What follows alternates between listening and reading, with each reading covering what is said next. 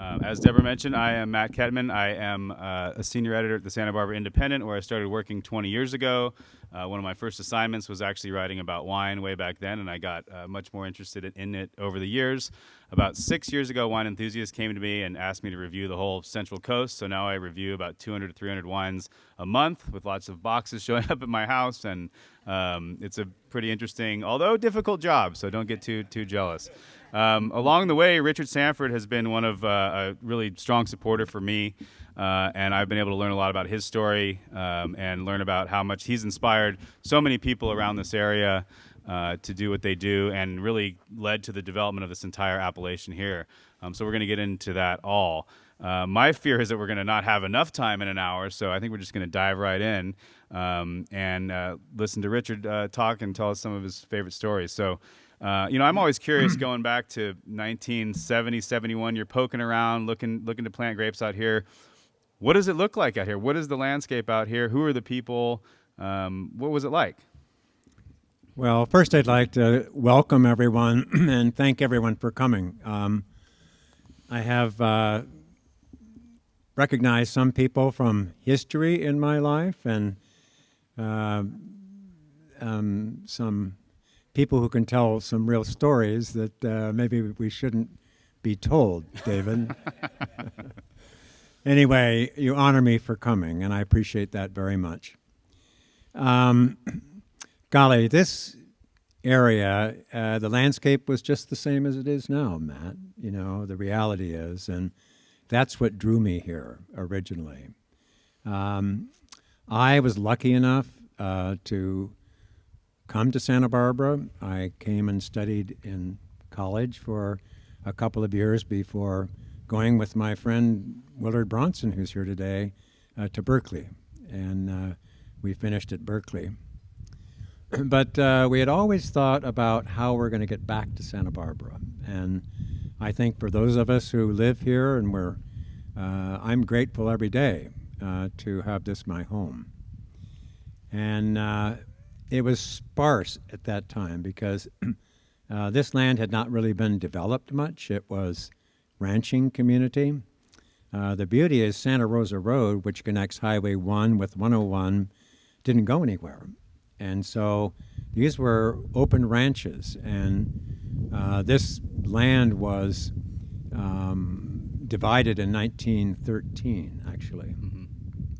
And so heretofore it had been all ranch land. In 1913, it was divided into, in those days, smaller parcels were like 1,000 acres from 20,000 acres. And so this Rancho Santa Rosa was divided in 1913 into smaller parcels, and this happens to be 600 acres. The Sanford and Benedict vineyard at the time was 400 acres. The adjoining ranch, the Rinconada that we planted, was about 480 acres.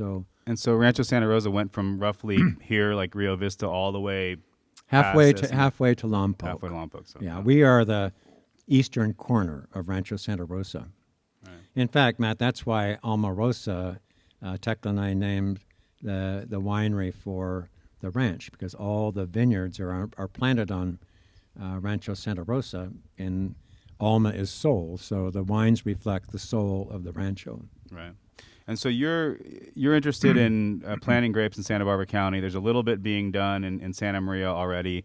How do you dial into what becomes known as the Santa Rita Hills? What appeases you about this place, and what makes it seem like it's going to work for grapes back when nobody's doing that?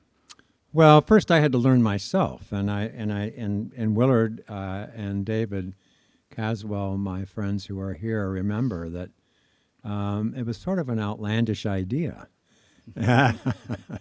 And David's shaking his head, yeah.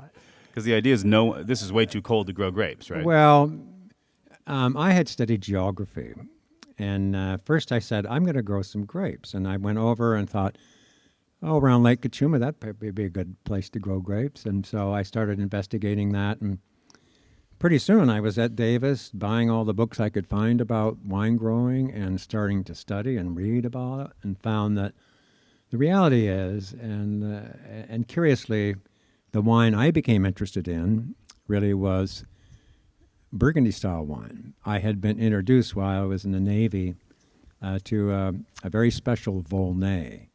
I didn't know anything about wine, but a shipmate of mine knew about wine, and I think I was struck by the texture of that particular experience. And so And wasn't that guy's name Scott Wine or something like that? it was Scott Wine. Yeah. He was a fellow officer with me. Anyway, I think I recognized later on when I decided it should be grapes that Burgundy had the connection to me.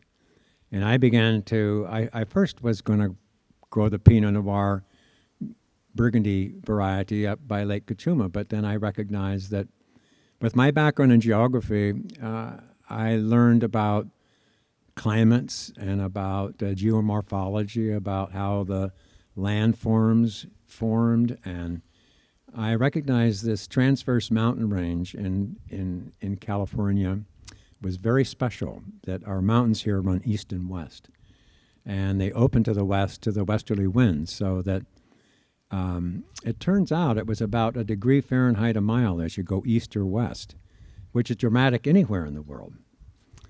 And so you drove that, right, with the thermometer out of the window, and yeah, these guys will remember that. I had a thermometer sticking out of my car. I had a 1959 Mercedes diesel car, and I would putt around all over the county, and I went driving up and down the valleys. I went to Santa Maria and Los Alamos, and my recognition was that these coastal valleys from San Luis Obispo to here were very similar and had this remarkable cooling effect of the marine influence.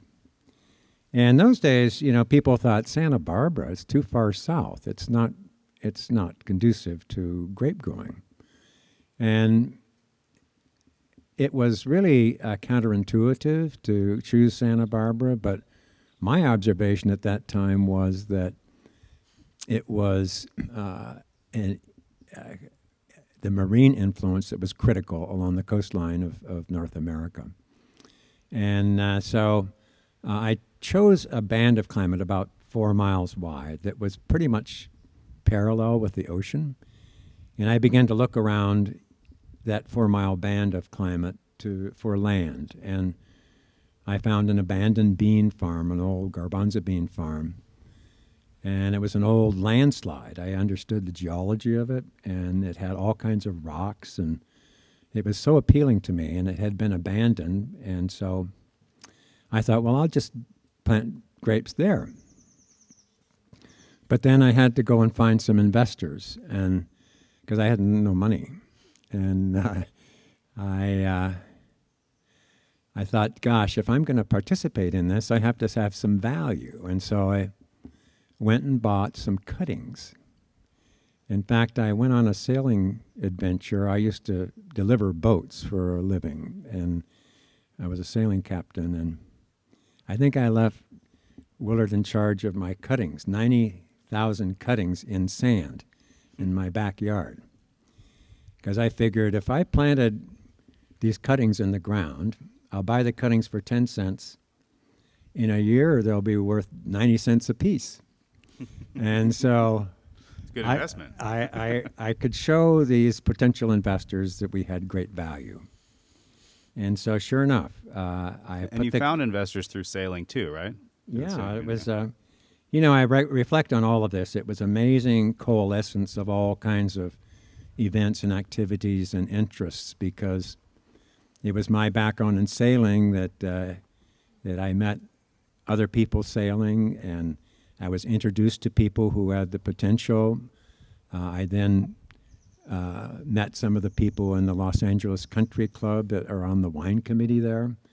They developed an interest in what I was doing, and I was nervous being alone. I brought a partner in, Mr. Benedict, and he was a botanist person, and I was a geology person and geography.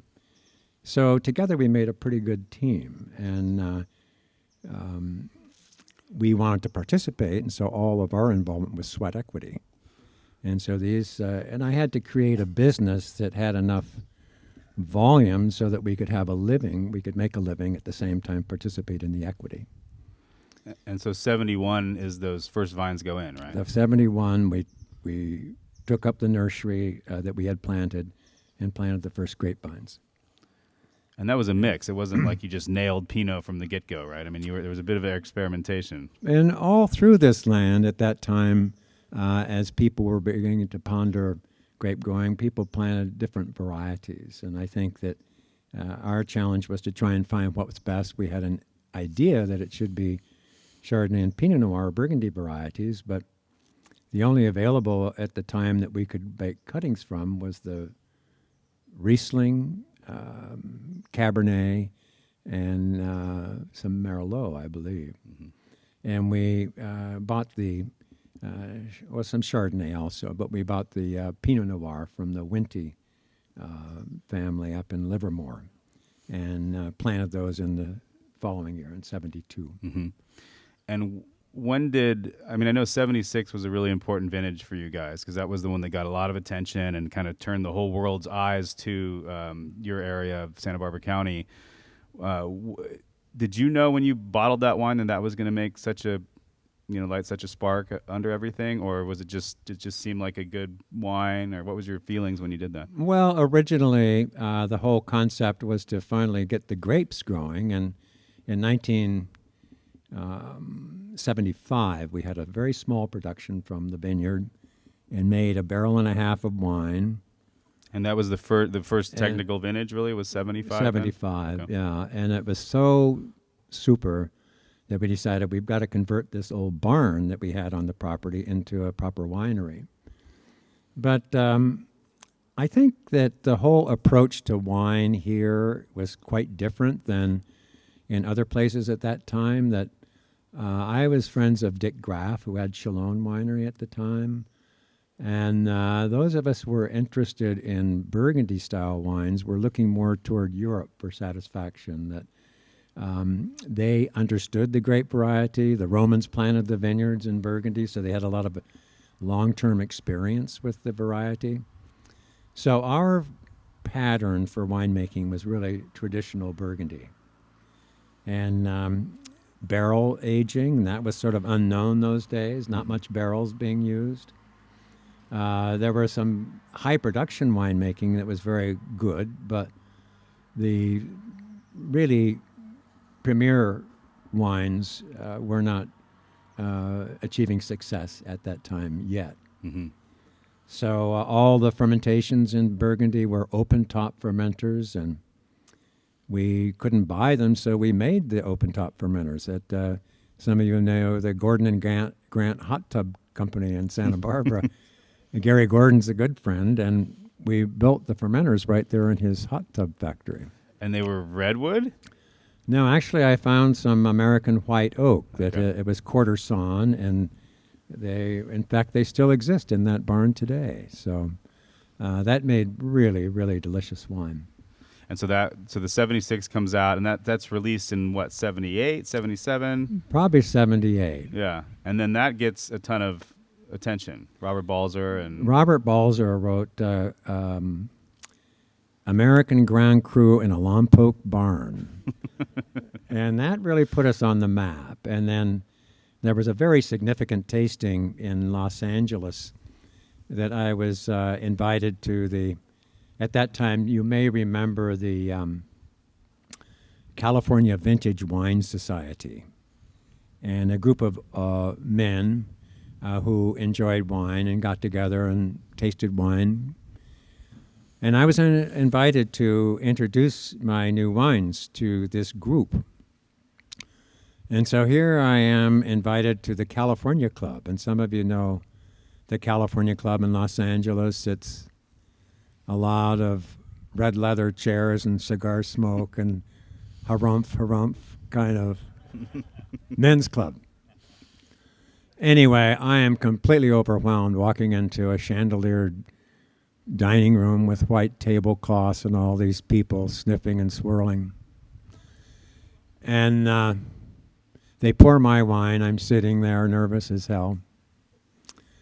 And this person I thought it was Hernando Courtwright, but maybe I can't remember the person's name. All of a sudden, someone said, "Son of a bitch." And I said, "Oh my God, they don't like my wine."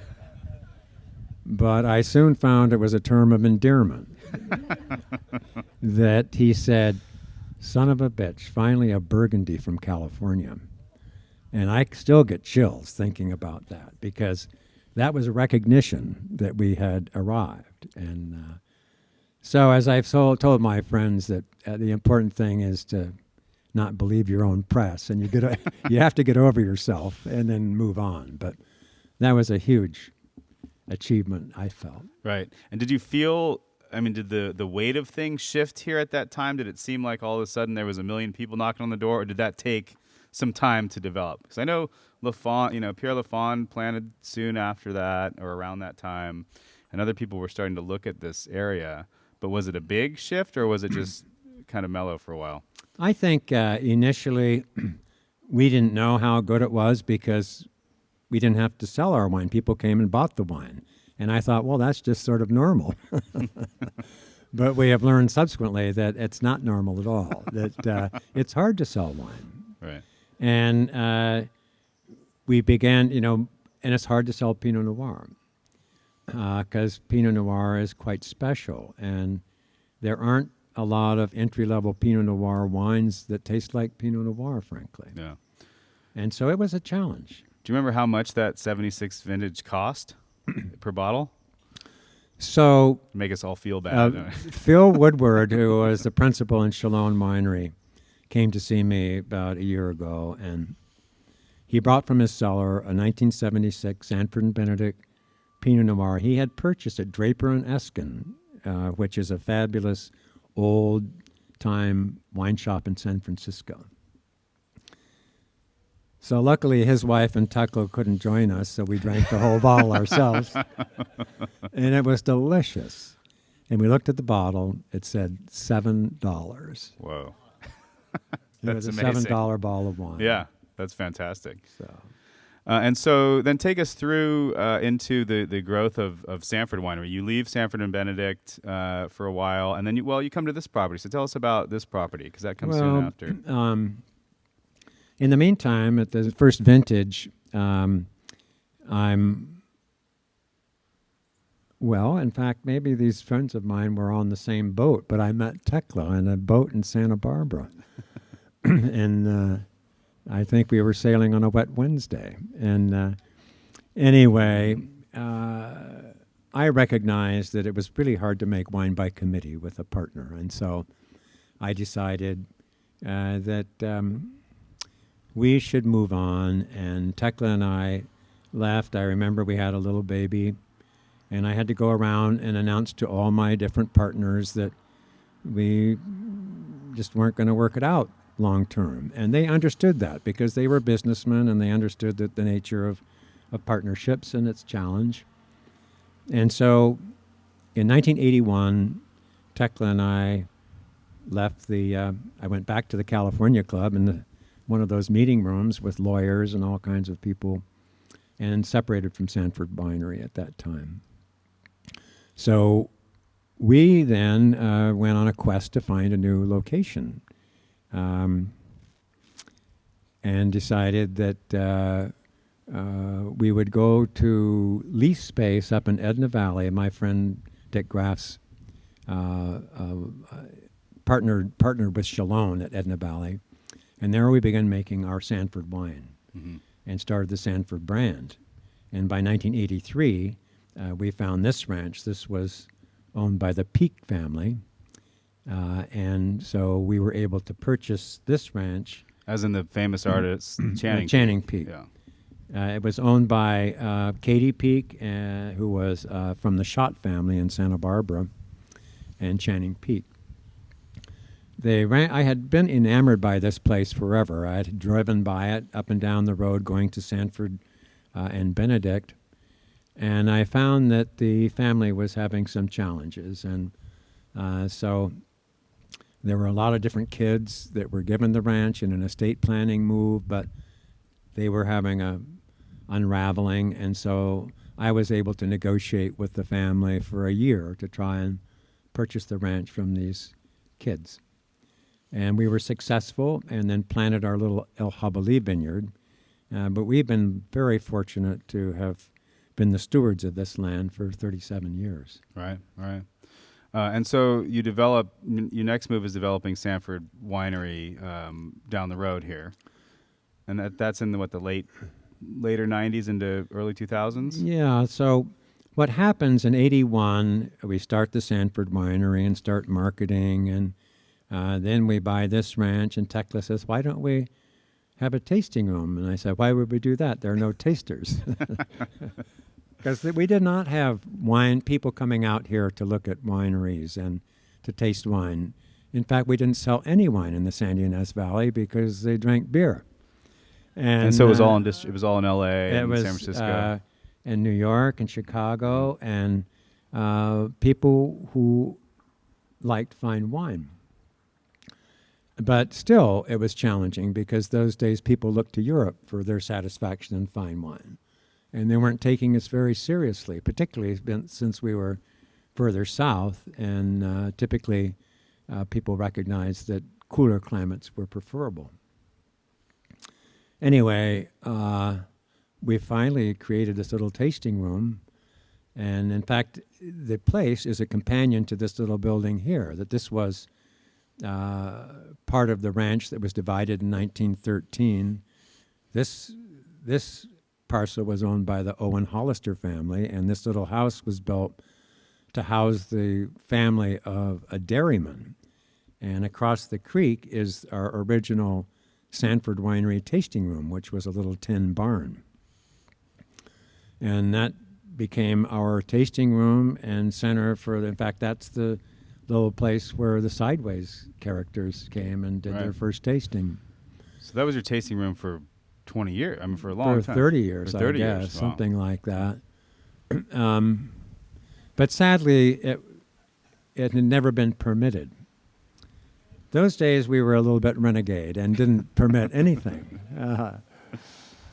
And it came back to haunt us because the county, I've had sort of a love-hate relationship with some of the more conservative elements in the community. The coalition of agriculture, labor, and business came down heavily on us when we were challenging the removal of the oak trees for vineyard development. Yeah, there was a big winery company. We won't need to name them right now, but they came in and removed 900 oak trees bulldozed into the ground, and I stood up for the oak trees. So I was a persona non grata in that community, and they looked at any way that they could to close us down, and they found that our unpermitted tasting room was a way to do that. So anyway, we moved from that. By that time, I'm getting a little ahead of myself because about the same time in the 80s, a lot of the vineyards that had been planted up on the Tepisque Mesa and had failed went back to the funding agencies. So there was a period of time that the Santa Barbara County vineyards were owned by Prudential and Bank of America. And these are mostly Santa Maria Valley, Maria Valley bigger plantings. And that's what helped Tekla and me to start Sanford Winery, to be able to have grapes to purchase. So when I started Sanford and Benedict, we had to grow the grapes first because we didn't have any. But the Sanford Winery, we could buy grapes, which was going fine until about 85 when these big companies, it was Kendall Jackson, Behringer, and Mondavi, came and bought all the acreage. And so I remember calling Tim Mondavi and saying, can't you just sell a little Sauvignon Blanc from your Sierra Madre vineyard? And he said, we view you as a competitor now, Richard. And I said, oh, give me a break. And but the reality was we really had to plant our own vineyards. Mm-hmm. And so that's what encouraged me to plant the Rinconada vineyard next to Sanford and Benedict. And then later on, Tekla and I planted the Encantada vineyard adjoining that. When did you plant the stuff that was recently pulled out in front? Right Hop here Lake? was 19 oops, 1983. Thanks. Okay. But thank you, Deborah. You going to take the wine interlude real quickly and talk a Well, little we bit should. about? I mean, Yeah. it's so pretty, isn't it? Yeah. You know, we're so lucky to be here, and the aesthetics of being here, I think, are what Tekla and I are so grateful about. And this is the place that I returned to after the Vietnam conflict. You know, this was a place of solitude and peacefulness, and it continues to this day. So, anyway, I wanted them to. This is an older Pinot Blanc, and I think that this, to me, reflects the beauty of our growing area because there is a minerality in this wine that really connects it with the place so beautifully. And I remember when we first had grapes here, and I would talk to my friends in Napa Valley about the balance in their must, and we had over 1 gram per liter of acid, which is very high compared to North Coast. And they said, well, we can't make wine from those grapes. And but the beauty is that that's the balance that we're after. and I think that what I've recognized over time is balance is the key. And I've developed an interest in Eastern philosophy, being out here in nature. And to me, that's the ultimate, is the balance. And so, in fact, it's a great metaphor for life. It's the balance in life, isn't it? Right. But there's this beautiful acidity that supports this broadness of And you're food. right. I mean, with the minerality, I mean, there's that grippiness to the palate that usually in white wines will fade after a year or two in bottle, and this is as tight as ever, which is pretty amazing, I think. What is the vintage of this? 12. 2012, Yeah. and it's just as bright as can be. So, 7-year-old from the La Encantada vineyard. The La Encantada we named after my grandfather's ranch in Coahuila in northern Mexico. It's about 100 acres of Pinot Noir and just an acre and a half of Pinot Gris and an acre and a half of Pinot Blanc. Mm-hmm. But I love Pinot Blanc because of its simplicity. It's very simple wine, but elegant at the same time and chewy. Tastes pretty good. Yeah, that's good. So take us into, I mean, you built, one of the most beautiful houses of winemaking anywhere in the world down the road at Sanford Winery. So take us through that process, and I know there was some heartbreak involved there too, but I mean, are you still remain proud of that facility? I mean, the facility is fantastic and an icon of the region. I'm hugely proud of that place. There was a time when it was very hard to leave that because that was the winery of my dreams. And I've subsequently learned that ownership is temporary and it doesn't matter anyway. Right. But I have been so happy to have so many opportunities to move on to the next one. And I think, gosh, if everything had worked out well at Sanford and Benedict, I wouldn't be here, and we wouldn't have planted additional vineyards. And had the guys not bought all the vineyards that we were purchasing grapes from, I wouldn't plant new vineyards. And so Right. it's been an adventure that way. Right. And I think a lot of it, this sort of connection with nature has been important to me, and recognizing the flow of nature, and truly, if I think back and Alan Watts and the watercourse way and the way to be in life, and when you hit obstructions to go around them like water flows, and that's all been so helpful to me to navigate all the challenges. But I decided in my life that I didn't want to compromise. And Tekla will shudder because I thought about this winery for 20 years and spent 2 years designing it and 2 years permitting it and 2 years building it. That's 6 years. But I wanted to do it without compromise, and I wanted to do it from earth materials.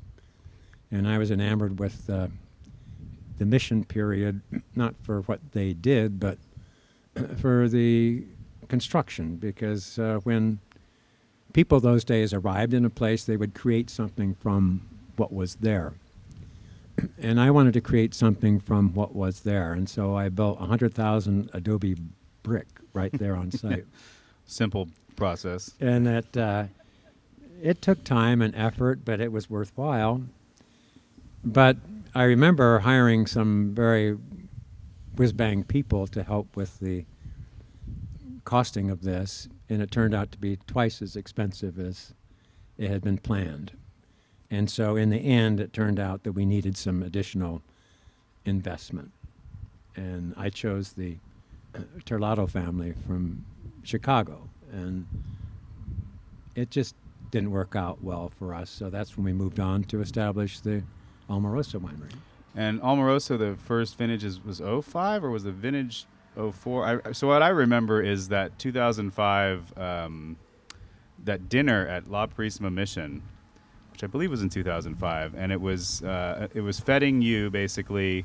One of the nicest dinners I've ever been to. Candlelit inside the mission, great food, and it was the launching of the kind of the rebirth of Richard Sanford with the Almarosa brand. It was an incredible evening. It's I can remember it to this day that I was feted. I'm so old. I've had generations of fetting, and it I just feel so appreciated, and that's. But I was asked. They were honoring me, and I was hugely honored. I didn't know why, because I'd just been living my life. And I walk into this chapel at La Purísima. They had carpeted the whole thing because they can't have any wax dripping on the floor, and there were 400 candles all lighted up inside. It was the most magnificent event, but they haven't done it since, I don't think.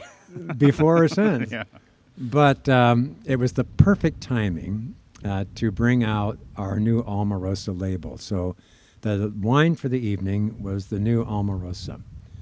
And when I was leaving the partnership of Sanford Winery, Tekla and I purchased some of the last vintage that we made there, which was 2004.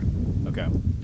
And so that was the wine that was served, and that was finished at the Edna Valley, the Orchid Road Cellars up in San Luis Obispo. And I went, when we left Sanford Winery, to get some help from Christian Roganow up in Orchid Road Cellars, and we did our winemaking there. And we did our winemaking there for probably 6 or 8 years until we moved all of our winemaking to the Terravant facilities. And how much of, were you using a lot of the El Jabali grapes then in the beginning for Almarosa? We were using all the Jabali grapes. And that was what out there? That was Pinot and Chard, or? Pinot Noir and Chardonnay, half and half. And, we had left Sanford and Benedict in '81 to start Sanford Winery. But it turns out that the Sanford and Benedict partnership did not continue well. In 1991, a gentleman came from England, and I negotiated the purchase of it for him. I was the quant part of the negotiation. So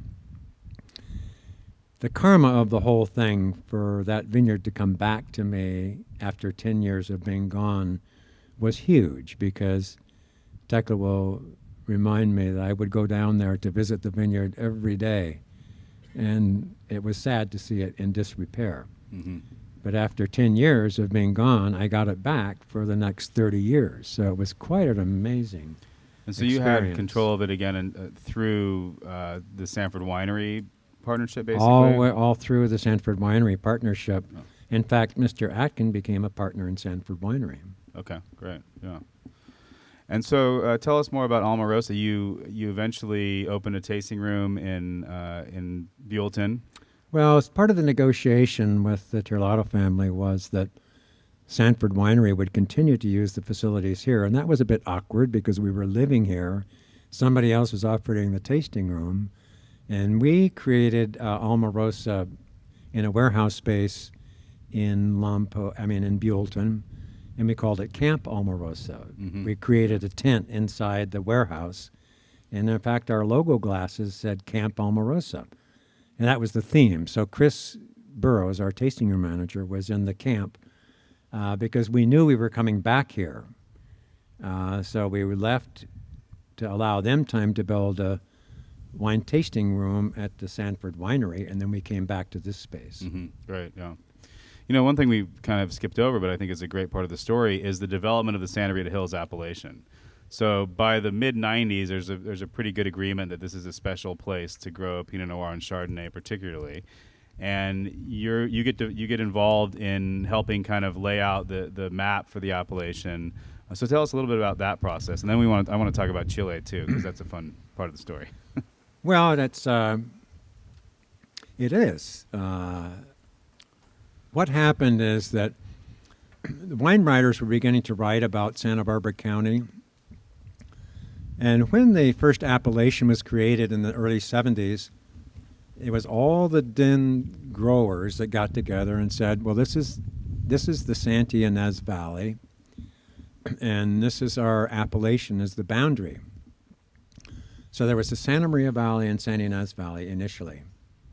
And the wine writers were beginning to say, Santa Maria is the place for Pinot Noir, and Santa Ynez is a place for Cabernet. And I was offended because I had been growing Pinot Noir out here in the west of the Santa Ynez. And clearly getting accolades. So and so I said, this is not the place for Cabernet. However, the interior was great for Cabernet. And so I got all of our then growers together. I became the chairman of the Santa Rita Hills Wine Growers Alliance, and we met every month in that little building, the little straw bale building that I built behind the tasting room. Also unpermitted, right? Unpermitted. Golly, used to be so easy. Anyway, I have to chuckle because every supervisor has been in a meeting in that room, and hasn't fallen down yet. But anyway, we talked and finally decided, look, let's define, and it's unique because it's, I think, the first time that growers have gotten together and collectively decided upon the boundary of their appellation. You mean as compared to wineries and marketing outfits? Mostly it's marketing, and so we got all together and drove around and actually mapped out where we felt the boundaries of this climate region that we were in was defined. And it turned out to be the hilltops around these valleys. It ends here, and it goes from here all the way to the town of Lompoc, or the city of Lompoc. At the mouth of the river, it stops at the 200-foot level. But it's an area about 10 miles east and west and 8 miles north and south. And then we made an application. We all got together and agreed that our name would be, we have to have a place name. It has to be a geographic place name. At that time, it was the Bureau of Alcohol, Tobacco, and Firearms that granted the appellations. And that was a formidable group. They finally granted the appellation. And so it was exciting at that time to have our own appellation out here to the west. Subsequently, it's interesting that we have 4 appellations within the Santa Ynez Valley. Now, yeah. The Happy Canyon to the east, and we're here to the west, and then there's the Ballard Hills and Los Olivos. And you had settled on the name Santa Rita Hills because it's the hill range in the middle of the appellation. But were you guys even calling this part of the area Santa Rita Hills at that point? Because this is really Santa Rosa Hills. Well, the Santa Rita Hills is the center point. The Santa Rosa Hills are the hills to the north and are the hills to the south. The Purísima Hills are the hills to the north. So it was the Santa Rita Hills. Well, we're coming in here with Oh, how about some Pinot Noir? And so the appellation is granted by the federal government. No one says anything for a little bit, and then what happens? Someone from Chile kind of Well, what up. happens is here it is Saturday morning. Everything's fine at the house, and the telephone rings, and it's the Justice Department. Always a good way to wake up. Tekla answers the phone. She says, "Richard, what have you done now?" Oh my God. Well, it turns out that the Bureau of Alcohol, Tobacco, and Firearms was being sued by Viña Santa Rita of Chile. I'd never heard of Viña Santa Rita, but I learned more about them. It turns out that Viña Santa Rita is a Chilean winery that's 120 years old, and they make 3 million cases of wine a year. I never heard of them. But most of the wines, of course, went to Europe and other parts of the world. Well, they were suing the BATF for a procedural error, that they didn't catch the fact that we had gone through this process and we were using their name on our appellation. And so they were unhappy. And they had missed there was a deadline for even out of country entities to complain about a particular name, but they weren't either noticed or just didn't know. I think that they didn't pay attention. They should have made noise about it earlier, and they were trying to catch up. Yeah. So they were threatening a bit, and we said, well, we have the appellation. We can use it in America, and that's the rub. They said, if you ever try to export your wine anywhere else in the world, it's not going to be possible. And so Tekla and I were in London. We used to go to London for the London Wine Trade Fair. We had quite a vigorous distribution in England. And I marched over to their stand in London. I said, introduced myself, and they almost collapsed because I was the enemy. And you I introduced said, yourself to Viña Santa Rita. Yeah, I went to see Viña Santa Rita and introduced myself. And I said, look, we're reasonable people, and we want to work this out. Why don't I come to Santiago and have this discussion with your owner? Good excuse to go to South America. I had always wanted to go to Valparaiso. Yeah. I'm interested in history, and this was an important part of the exploration of the Pacific. And that's true, that Valparaiso is a really stunning place. But it was an opportunity, and I went to see Mr. Cuero. He was the great-great-great-grandson of a conquistador. And he was one of these South American magnates. You know, he had shipping lines and refrigerator companies and this beautiful finca where Santa Rita was. And he had all kinds of marketing people, and I went, and again, it was quite intimidating. But we sat and had a luncheon at his place and looked at his, it's so interesting the way those people operate, because here was a finca owner that had his own locomotive shed, because every Sunday he would take the train into Santiago. His train. His train. He had to build a track to get there. Anyway, those were different times. Right. And you learn that Viña Santa Rita is actually not just a name of a winery in Chile. It's kind of integral to their history, right? I mean, people hid out there during the revolution. This is pretty good. This is yeah, it's quite very good. This is the Jabalí. Yeah. There were a bunch of patriots that hid out in the cellars of Viña Santa Rita. So in fact, they have one called 120, which is recognizing 120 years ago is when they hid the revolutionaries. But I said, you know what? We were settled by the same people at the same time. We had similar place names. And we have to use a geographic name for our wines. We can't call it Purísima or Richard's Hills or Matt's Hills. why don't we abbreviate our name and you use your beautiful script and your full name, and there we'll have it. And he said, okay.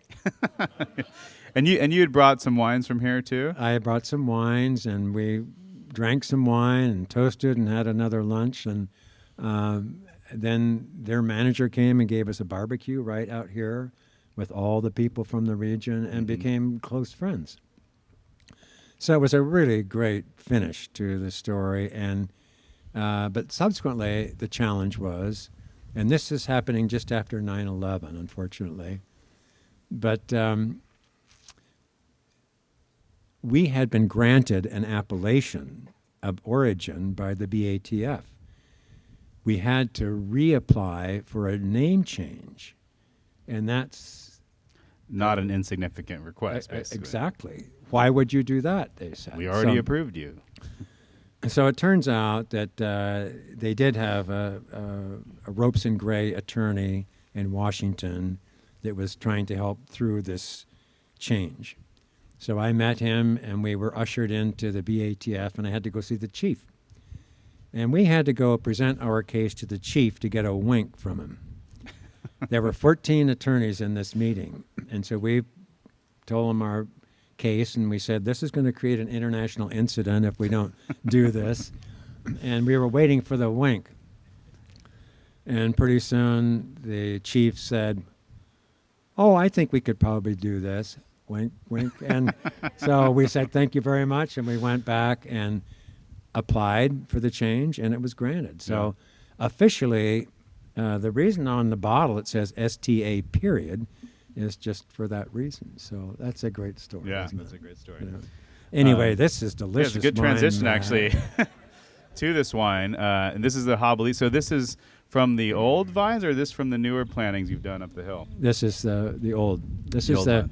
the original clone that was planted at Sanford and Benedict Vineyard is the Mount Eden clone, and that was a clone of grapevines that was brought to this country by Paul Masson. Before Paul Masson was a corporation, it was a real person, and probably over 100 years ago, he brought this clone to Saratoga in San Jose area, and they planted it on Mount Eden. Is there any rumors as to which vineyard he plucked this from in Burgundy? Or Doesn't everything come from Romanée-Conti? That's right, yeah. That's probably the myth, but who knows? And so is this the last vintage of those vines before they were ripped out, or is there a couple more? Do you know? Which vintage is this? 17, okay.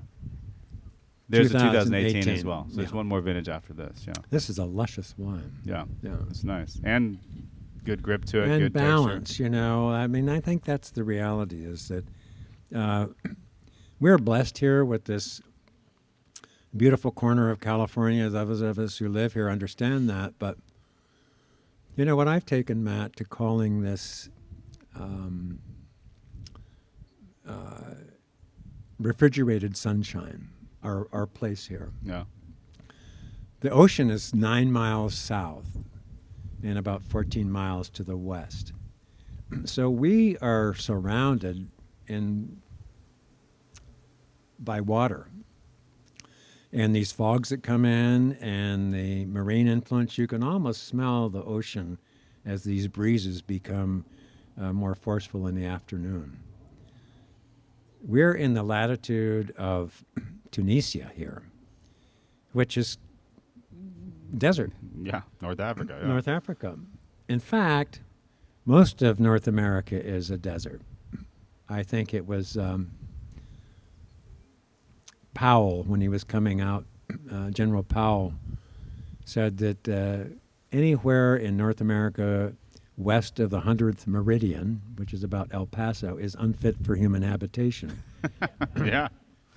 Only until you get to the west coast, where you've got this interplay of fogs and cooling influence. So the microclimates here are critical because this would otherwise be a desert. And it's that balance of the marine influence and the fogs that we have and a diurnal variation of temperature. I think that's so important for grapevines because if we didn't have our winter frosts, the grapes would try growing all year long. We'd have a couple of crops. Right. Right. So it's significant that we've got this refrigerated sunshine that creates wines, grapes of such balance.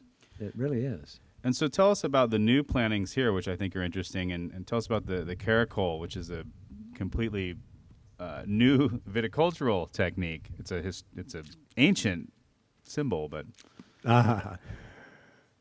Well, how can I explain that, David? The way my wine works. I just love numerology. I like this new planting of vineyards has allowed me to interpret sort of a dreamscape that the road goes up in a spiral. And so, and the spiral is very significant to me in life. We call it the caracol, which is a snail, and the spiral is the golden mean. It's the spiral of life. But at the top of this whole thing, there was a knoll. And it's hard to plant a vineyard on a knoll because straight lines don't work very well. So I planted the vineyard in a radial pattern. So, in fact, you're all welcome to take a walk up the road bound by the parking area. Just walk right straight up the road to what we call the caracol. And at the top, there's a center point, and then all rows go out. And so every 8 feet, there are 36 radians. It's like an azimuth circle. So it's a planting in the round. And each, there's about 2.5 acres of vineyard there. And did they look at you like you were crazier than when you decided to plant Sanford and Benedict when you said we're going to do it like was so this? difficult to explain to Martin Hernandez, whom some of you met at the parking area. He's worked with me for 37 years. But they couldn't understand. The guys designing the irrigation system had a hard time. But finally, we got the rhythm, and they understood, and it's really a super site. Yeah. I'm excited about it, and it's 2.5 acres and 5 different clones of Pinot Noir, and we would call that a Massal planting. But Massal in Europe is when you plant a vine that one dies or it needs replacement, that you've got multiple plantings of multiple different clones in the same place.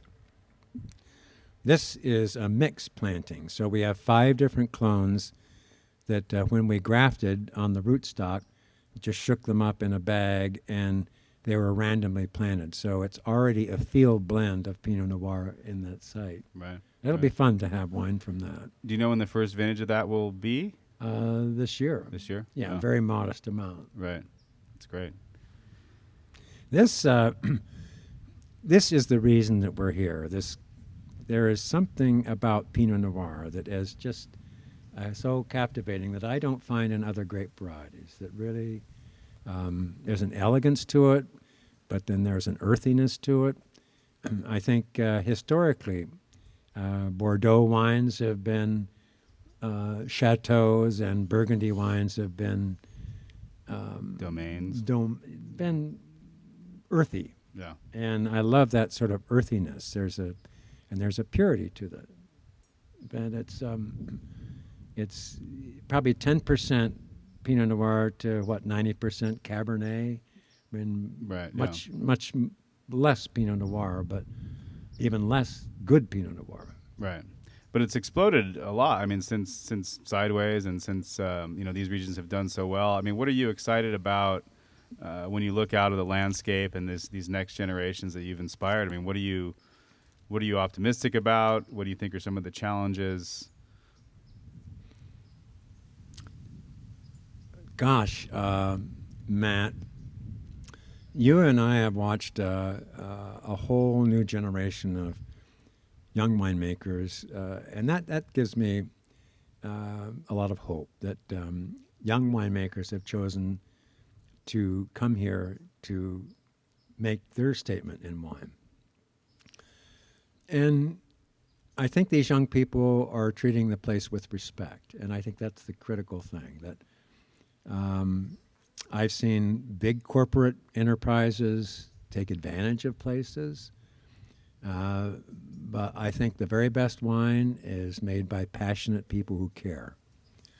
And I think that's the factor that I think we will continue to see really high quality coming out of this area. I'm encouraged that these young people recognize that natural farming is important, that organic farming. I'm very proud that Tekla encouraged me to be an organic farmer, and we've been farming organically for 30 years, I guess. We were the first organic vineyard in Santa Barbara County, and I wouldn't do it any other way. That it's just the way to be in the world, and that's, I think, been the important thing for us, that we have a commitment to that. Right. And I hope that other people join in and join on. It seems to be a growing. I mean, more and more people are concerned about organic farming, biodynamic farming, getting stuff that's not adulterated, and you've led the way on that, in so many ways. So. Well, it used to be that all wines were ameliorated. I love that word. People do stuff to the wine, but I think that when you have proper grapes, and they talk now about phenolic ripeness and having all parts ripe. The beauty is, with our growing climate here, we have that ripeness. We have sugar at the same time. We've got these beautiful acids that we don't have to adjust, no amelioration. And so this is purity. There's nothing added to this wine. And that's the beauty of the balance of the place. Right. You also have some Syrah and Viognier and Grenache up here, too. So there's a little bit of expansion into different varieties. Is that something you're excited about? Well, I've never made Syrah before, but there's some beautiful Syrah and the cool climate Syrah being made in this region. So we have planted on this ranch some Syrah, Grenache, and Viognier to blend together to make a special wine. Mm-hmm. And who knows how the climate's changing and how it's going to be in the future, and the different varieties that are going to perform well. But definitely things are changing, and we don't know. We don't know if we can guard against that. Right. Well, now what's interesting to me is that I know there's a number of French winemakers that are kind of poking around now in this region. It's taken, 40, almost 50 years, but they're realizing that this is some of the best place in the world for Pinot Noir and Chardonnay. And what I've heard is that with climate change, Burgundy is going to be fairly impacted, but because we have this huge ocean right here moderating our temperatures, we might be better off than Burgundy in a number of years for growing Pinot. So. That's my understanding, is that our proximity to the ocean is a moderating effect for sure. Yeah. But it is exciting that it's funny when Domaine Drouin came and chose Oregon as their place, that really put a focus on Oregon for many, many years. And it's very interesting to me that in Forbes magazine 6 months ago, a wine writer wrote that maybe Oregon's not delivering. And the point was that they're ripping out grapevines in Oregon because it was overplanted. People got so enthusiastic about Oregon. Oregon's also pretty hot. And it gets very hot. We go to the International Pinot Noir celebration there. It's 96 degrees. I was there, yeah. At ripening time. But what's happened now is that there are Burgundy producers who are coming down and partnering with some of our local winemakers in investing. Yeah. And so it's very cool that I think we've come a long way to recognize the quality of the place, and we're encouraging international investment in our region, right. Which is remarkable, I think. I mean, it proves your initial point, right? This is a good place for Pinot Well, Noir. it is. And you know what? I've had such satisfaction. I was asked earlier about some significant points. And I think one of my most exciting times was to have started all of this, but then to have our wines being poured in the Capitol Rotunda at the inauguration of a president was pretty super. And we were very proud of that. But then even later on, pour it at the White House to kings and queens and all important people. But and that's why Almarosa, Tekla and I created to make wine for the people.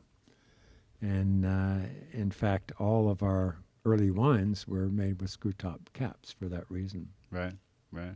For the people and the kings. The prince and the pauper. Yeah.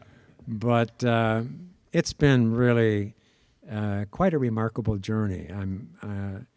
It's had its real challenges, I have to say, but it's the ups and downs of life, and it's just, I can't imagine doing anything else. I could have done it a little differently, but but it's been hugely rewarding, I have to say. Right, right. I haven't even looked at the time, but it feels like it's been about an hour or so. We probably have some time for questions from the crowd, if any of you have particular questions. Yes. What do you do with the Pinot Noir to make it age in a long way? Because you talked about that one wine that aged for a long time. So the question is, what is it about? What do you do to the Pinot Noir? Or what is it about Pinot Noir that allows it to age in such a remarkable fashion? Our wines, we've never been able to achieve that character of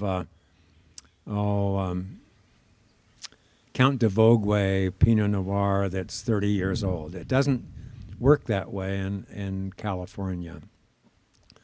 That I think our wines are probably 7 to 10 years. The more extracted Pinot Noir maybe 10 to 12 years, but they're not 20 or 30 years.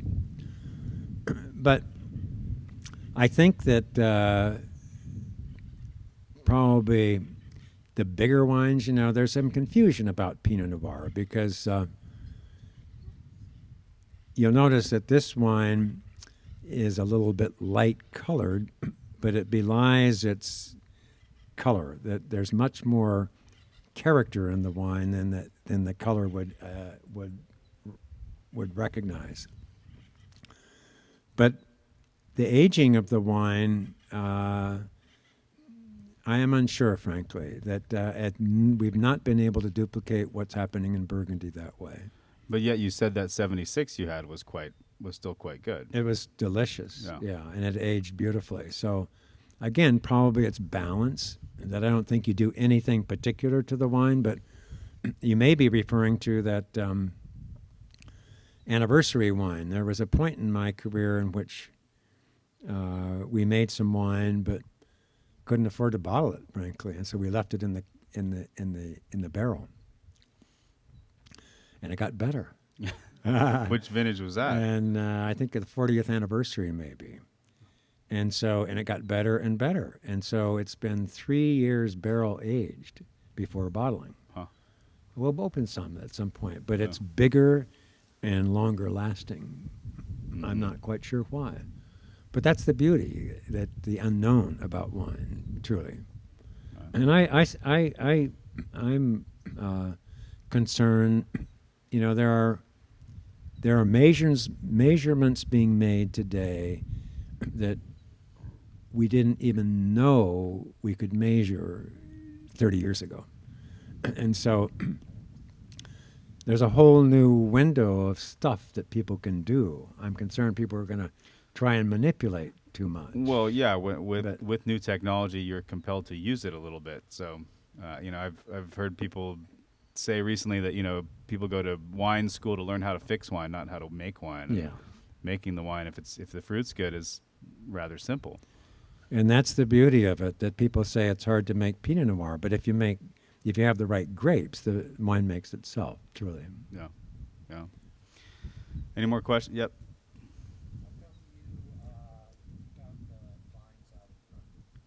Yeah. Why were the El Javali front ranch ripped out? You know, it breaks my heart to see that vineyard gone. But the reality is that we've had an infestation of Pierce's disease, sadly. Which is affecting places up and down the river. You know, we've been out here for 30 years, or I've been here for 50 years, and we've never had a problem with Pierce's disease. I was reminding Matt about the origin of this, that it turns out when California was being developed in the early days, and there was a lot of real estate maneuvering, large vineyards were planted in Anaheim, and people would put together ranchitos and sell them as vineyard places, estate vineyards. They were having a problem, and the Department of Agriculture had recently been established, and they sent a guy out to check out on this. It was called Anaheim disease, which is now called, the guy's name that they sent was called Pierce. So it's that old. Pierce's disease has been around for a long time, but for some reason it didn't travel here. And it's really been the vector that carries the Pierce's disease that has changed, because we have this glassy winged sharpshooter, and some of you may know, and all the ornamental plants that are grown in the state have to go through a process of inspection so that they don't carry the eggs around. It's a threat, both to citrus and to grapevines. Forever, the Pierce's disease did not come across the mountains into our area, but more recently it has. In fact, sadly, the whole Babcock vineyard had to be removed. And Brian is replanting in oak trees because he can buy grapes now. But some of the original vineyard plantings have had to be replaced. So it's a problem, a challenge. Definitely something to watch. This will be replanted. And luckily we have these 47 other acres now that are coming into production to support our future.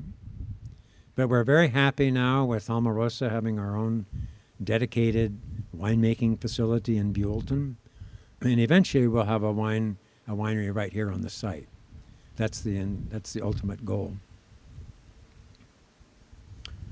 Great. Any more questions? I want to thank you all for coming today. It's an honor for me, really, and it's been fun to talk a little bit about the history. But if anybody has any questions, I think the important thing for all of us, and some of you who are in the wine business together with me, that to not be pretentious, that wine should be enjoyed for what wine is. It's a beautiful beverage. It works. And it's just, when it's balanced and it's with food and companionship, it's just the best. So, yeah. Well, thank you, Richard, and thanks for coming. Thank you.